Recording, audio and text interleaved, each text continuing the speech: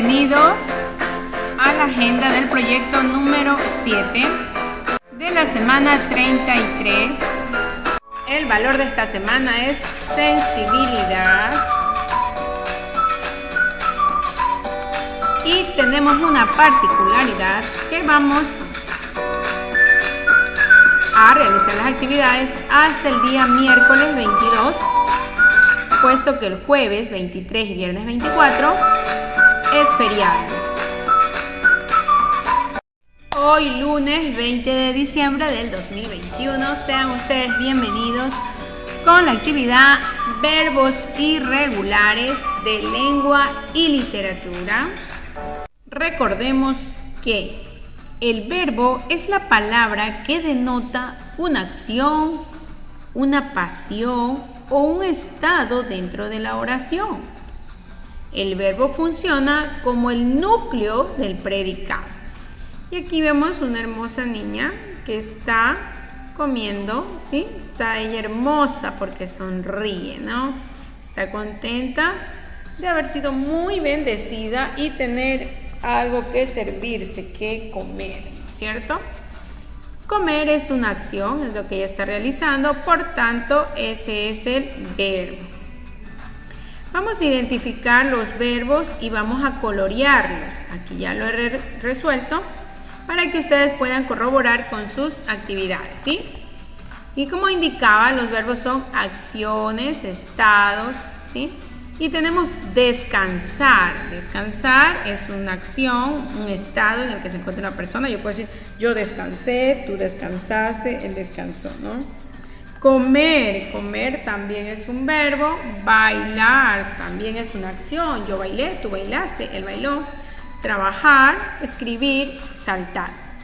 Escuela no. Escuela es el nombre común de algo, ¿sí? Donde ustedes van a estudiar. Agua tampoco. Limpio es una cualidad, es un adjetivo, ¿sí? Manzana es una fruta, ¿sí? Es una cosa, entonces no sería un verbo, porque el verbo es una acción o un estado, ¿sí? Que se encuentra el sujeto. Listo, ahora vamos a realizar, dice, una oración. Realice una oración con cada verbo. No olvide conjugar el verbo en cualquier número, quiere decir si puede ser singular o plural, en cualquier persona. ¿Cuáles son las personas? Yo, tú, él, nosotros, ustedes, ellos, ella también.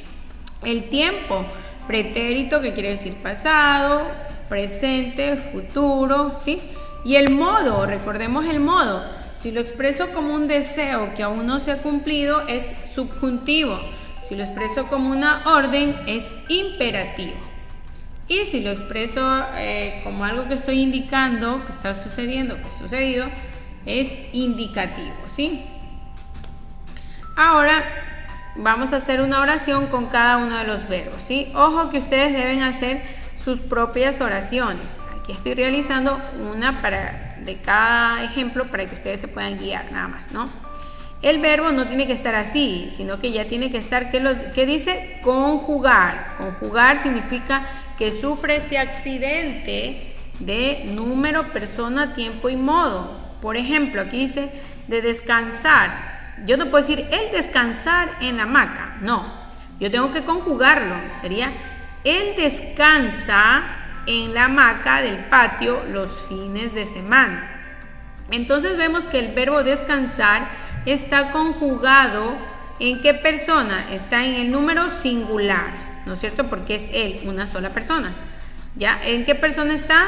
En la tercera, porque yo es primera, segunda tú y tercera él o ella, ¿no? Tercera persona del singular. Tiempo, él descansa, está en presente. Y modo indicativo, ¿sí? Porque está indicando que él descansa ¿en dónde?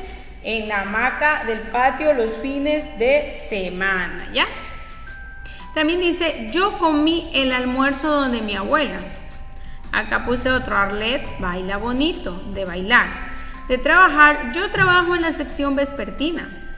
De escribir, nosotros escribimos ese reportaje. De saltar, ustedes saltaron la cuerda roja. ¿Ya? Ahora vamos a reflexionar por qué es importante que ustedes aprendan a conjugar correctamente un verbo. Y aquí pues ya lo hemos respondido, para que el mensaje se pueda entender correctamente. Si no conjugamos bien el verbo, yo puedo decir aquí, a ver, ellas saltarán la cuerda. ¿Se escucha bien? Ellas saltarán la cuerda. Entonces nos dice, ¿qué será? ¿Que ella va a saltar la cuerda o que está hablando de ellas saltarán la cuerda, de bastantes chicas, ¿no? ¿Por qué? Porque el verbo no está conjugado correctamente, ¿no? Entonces el mensaje no va a ser eficaz, va a haber duda, ¿sí? Ahora vamos a observar esta ilustración. Aquí tenemos verbo regular y tenemos un ejemplo, amar. Yo amo, tú amas, él ama, nosotros amamos, vosotros amáis, ellos aman. Vemos que el verbo amar, como es regular, la raíz, ¿se acuerdan del verbo que tiene la raíz, lo que se llama así? Tiene esta partecita que no cambia, miren, ¿ve? Solo el final. Pero los verbos irregulares, que es el tema de nuestra clase del día de hoy, aquí dice ser, el verbo ser. Yo soy, tú eres, él es, nosotros somos, vosotros sois, ellos son. Entonces aquí ven ustedes que este verbo, miren, ha cambiado totalmente. Si ven, soy, eres, es, somos, sois. Entonces los verbos irregulares cambian, no son así como los regulares, miren, ¿sí ven? Y ahora vamos a completar nuestra información con una pequeña lectura. Los verbos irregulares cambian su raíz de forma impredecible para uno o más pronombres. Verbos irregulares comunes: ser, estar, dar, tener, caber, hacer, ir, salir, ver, salir, poder, poner, pensar, venir, contar. Yo te cuento, tú me cuentas, él me contó. Salir, si yo saliera, si tú salieras, él sale. De estar, yo estoy, tú estás, ¿sí? Ahora, aquí tiene el estudiante que parafrasear lo que observamos, ¿no? ¿Qué era parafrasear? Explicar con nuestras propias palabras. El verbo regular no cambia su raíz, ¿sí ven? Mientras que en los verbos irregulares, sí cambia todo, ¿no? La mayor parte. Vamos a ver ahora a leer la página 91 del texto de lengua de la fase 2. ¿Sí? Tenemos verbos irregulares. Son los verbos que, a diferencia de los regulares, presentan alteraciones en su raíz o en su terminación. Es decir, no siguen la conjugación de los verbos modelos. ¿Sí? Algunos verbos irregulares conjugados en primera persona del singular son infinitivo, cerrar, el presente sería cierro, el pretérito simple, es decir, el pasado simple cerré, el pretérito imperfecto cerraba, el futuro simple cerraré. Ahora de apretar, aprieto, presente, pretérito simple apreté, apretaba, apretaré. De empezar, empiezo, empecé, empezaba, empezaré. De pensar, pienso, pensé, pensaba, pensaré. Sí, ven cómo aquí cambia, ¿no? No dice de pensar, aquí dice pienso, ¿no? Ya le añadió una i. Entonces vemos que es irregular, al igual que el resto de verbos, que también ya con calma ustedes los van leyendo detenidamente en su hogar, ¿sí? Ahora se va a elegir 5 verbos irregulares que más les gusten, ¿sí? Y va a formar 5 oraciones en presente, ¿sí? Atención, en cada oración el verbo debe estar conjugado en una persona, ¿sí? En una persona puede ser yo, tú, él, nosotros, ustedes, ellos. Entonces tenemos aquí, en mi caso, ustedes deben elegir sus propios 5 verbos, ¿sí? Que los tienen aquí, ya, aquí cualquiera de estos eligen. Yo elegí los 5 de acá e hice oraciones. ¿Y que en qué tiempo dice que debe estar conjugado? En presente. Entonces voy a escoger cualquiera de estas de aquí, ¿sí? Pero ojo que estas están en primera persona. Yo ruego.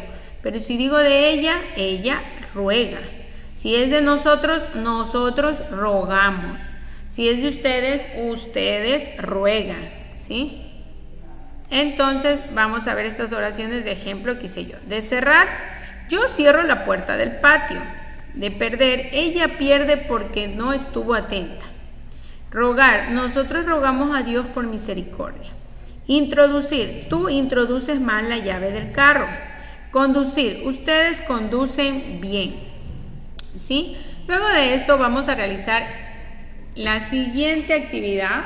Utilice todas las palabras en cada caso y otras que se le ocurran para formar oraciones en tiempo pasado. Ejemplo, sembrar choclo, campos. En los campos de la sierra sembraron mucho choclo, ¿sí? ¿Ya? Entonces vemos aquí la palabra sembrar, sembraron, ¿sí? Choclo también y campos. ¿Por qué he ubicado de color lila y está en negrita aquella palabra? Porque es el verbo, ¿sí? Recuerden que estamos trabajando que verbos irregulares, ¿no? Entonces, y ahora pues las vamos a ubicar en tiempo pasado. Sembraron, quiere decir que ya ahora tenemos las palabras volver, pescadores, madrugada, ¿no? Y aquí tengo un ejemplo, puede ser los pescadores volvieron, porque aquí está volver, no puedo poner los pescadores volver en la madrugada, no, los pescadores volvieron porque son ellos y debo conjugar el verbo volver, sería volvieron, ¿sí? Porque la instrucción me indica que tiene que ser en qué tiempo el verbo debe estar conjugado, en pasado, las cosas deben ocurrir en el pasado, ¿no? Probar papas mercado, Juan probó las papas del mercado. Sentir niñas, felicidad día. Las niñas sintieron gran felicidad por la celebración de su día. Conducir, profesora, alumnos, museo. La profesora condujo a los alumnos al museo. Imagine 3 situaciones que aún no han ocurrido y sabe o tiene la intuición de que ocurrirán en su vida. Escríbalas utilizando los verbos de la lista. Yo conduciré a Guayaquil en vacaciones. Me acostaré temprano en vacaciones. Yo empezaré un tratamiento médico, ¿no? Entonces aquí están el verbo, ¿sí? Estas oraciones van a ocurrir cuando ocurrirán, quiere decir que está en futuro, ¿sí? Por tanto, el verbo debe estar conjugado en el tiempo futuro. Ahora tenemos la siguiente instrucción. Imagina 3 situaciones que aún no han ocurrido y sabe o tiene la intuición de que ocurrirán en la vida de sus compañeros de clase y escríbalas utilizando los verbos de la lista. En mi caso, yo no, bueno, tengo compañeros de clase, pero es de la universidad, ¿sí? Que estoy realizando una maestría. Pero voy a imaginarme de ustedes, ¿sí? Entonces, algo que yo tengo la intuición que va a ocurrir en ustedes es que los estudiantes se igualarán sus actividades. Y aquí está el verbo en futuro nuevamente, ¿sí? Luego está, mis estudiantes serán profesionales, serán de ser. Y luego está, mis estudiantes tendrán empleos honrados, tendrán, ¿no? De tener empleos honrados, ¿no? Bueno, es el deseo, creo, de toda maestra para sus estudiantes. Y así culminamos lengua y literatura y damos inicio a la actividad número 2 de ciencias naturales con el tema tiempo atmosférico. Uy, aquí hay un error garrafal.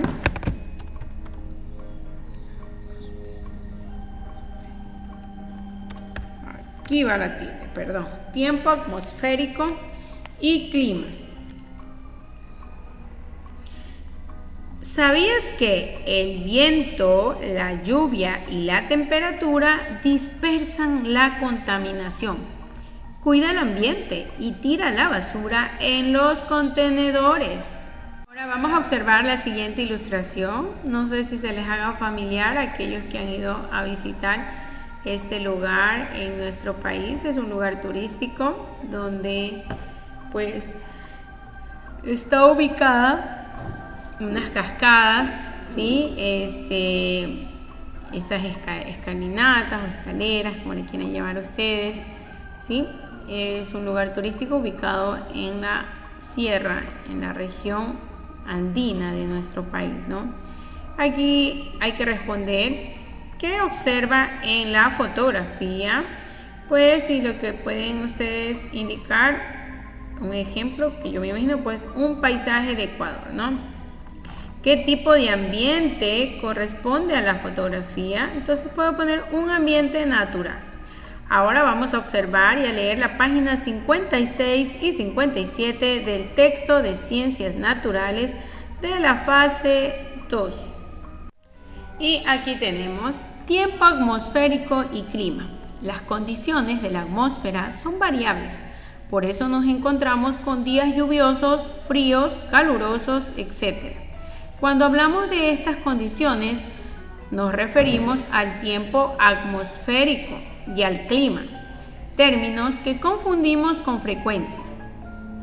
El tiempo atmosférico es el conjunto de condiciones que se dan en un momento y en un lugar determinado. ¿Sí han escuchado las noticias cuando dicen el tiempo atmosférico de España, el tiempo atmosférico de Machala y así?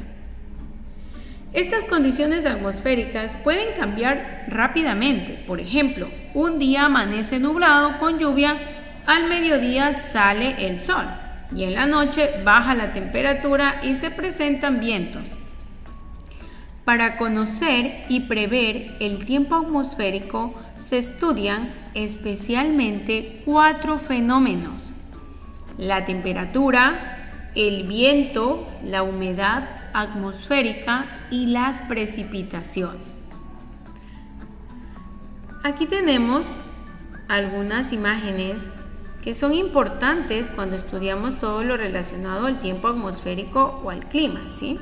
Tenemos la veleta, si se dan cuenta, esa flechita es la que nos indica pues norte, sur, este, oeste y para dónde está corriendo el viento y así.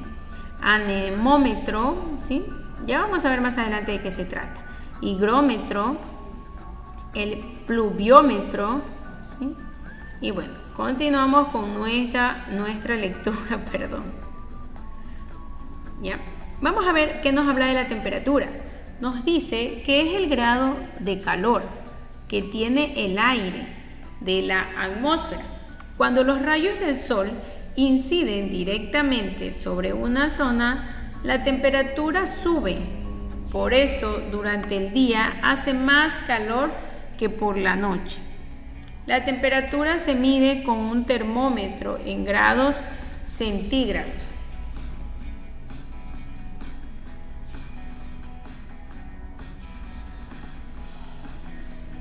En grados centígrados, ¿sí? Entonces aquí vemos pues que el termómetro ayuda a medir la temperatura. Bueno, el termómetro ya lo vimos la semana pasada. Ahora vamos a ver el viento.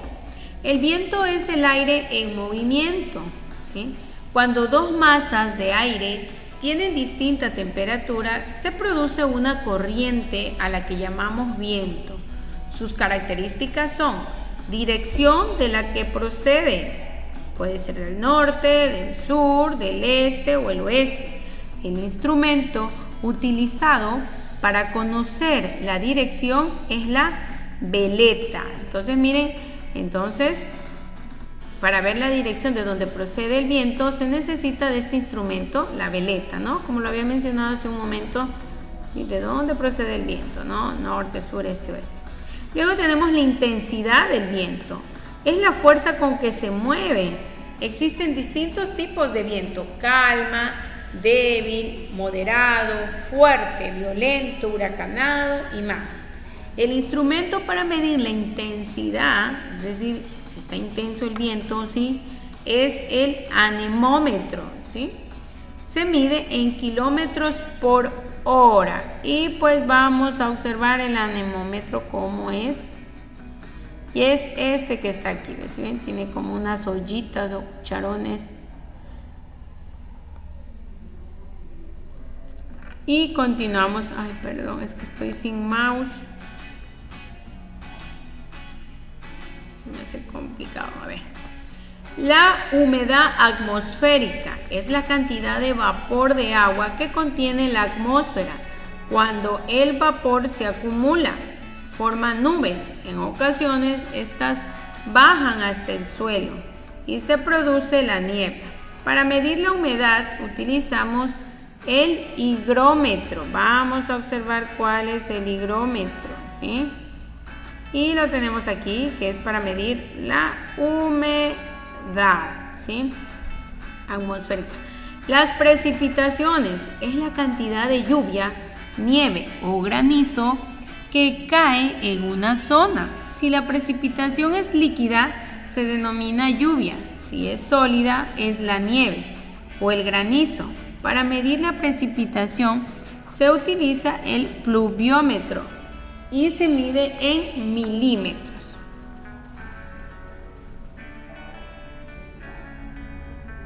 Y aquí está el pluviómetro, miren, ¿ve? Aquí está, ¿sí? ¿Cómo se puede medir las precipitaciones?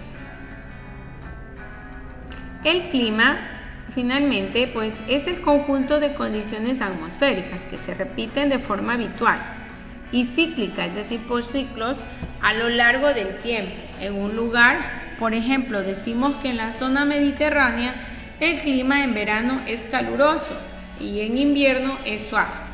Los principales factores que determinan el clima de una zona son la latitud, la altitud y la distancia con respecto al mar. La latitud es la distancia que existe desde cualquier punto de la Tierra hasta el Ecuador, ¿sí? ¡Wow! ¡Qué maravilloso nos sentimos!, ¿no? ¡Qué orgullosos!, ¿no? Debe ser esto, ¿no? O qué honorables nos podremos sentir que en nuestro país, pues, así no quieran lo van a conocer. Porque para medir la latitud es la distancia que existe desde cualquier punto de la Tierra hasta el Ecuador, ¿no? Quiere decir aquí hasta la línea Ecuador. ¿Sí sabían ustedes que en Ecuador pues está lo que le llaman la mitad del mundo, ¿no? Porque está la línea ecuatorial, que es la mitad del mundo, se viene a decir, ¿no? Ahora, la altitud es la altura que hay entre un punto del planeta y el nivel del mar. Y aquí nos dice también cómo determinar la cantidad de lluvia que cae en un lugar. El pluviómetro es un instrumento que se utiliza en las estaciones meteorológicas para medir la precipitación. Y continuamos con esto. Cuanto mayor es la altitud, la temperatura disminuye. Y así, es decir, que si la altitud está más alto, la temperatura va a disminuir. Y la temperatura cuando es alta, ¿qué pasa? Es cuando tienen fiebre, tienen calor, ¿no es cierto? Y cuando la temperatura está baja, 4 grados, 1 grado, 2 grados, ¿qué quiere decir? Que hace mucho frío, ¿no? Cuanto mayor es la altitud, esto se refiere a así en la cima de la montaña el clima es más frío que junto al mar. Por eso, si ustedes se dan cuenta, en la costa hace calor. ¿Por qué? Porque estamos al nivel casi del mar. Pero en cambio en la sierra y en muchos otros lugares donde es alto, Quito, hace frío porque ellos no están a la misma altura del mar, ¿sí? Ahora, distancia con respecto al mar se refiere a la distancia que separa un lugar del mar. El mar se enfría y se calienta más lentamente que la tierra. Y por esta razón amortigua los cambios de la temperatura de las zonas cercanas a la costa. Las refresca en verano y las calienta en invierno. Así, las zonas que están alejadas de la costa tienen unos veranos muy calurosos y unos inviernos muy fríos, mientras que las zonas costeras tienen un clima más suave. Finalmente, ya que hemos concluido la lectura y explicación de aquellas páginas, vamos a realizar las siguientes actividades. En la primera nos pide completar los enunciados con los términos que corresponden. A ver, dice, es el conjunto de condiciones que se dan en un momento y en un lugar determinados. ¿Cuál era? A ver, tiempo atmosférico, temperatura, viento. Acá dice es el grado de calor que tiene ¿qué? El termómetro, no podría ser de la atmósfera, la temperatura, el aire de la atmósfera. Vamos a ver. Acá dice, él permite medir la temperatura. Ah, sí, aquí está el termómetro. Este es el termómetro.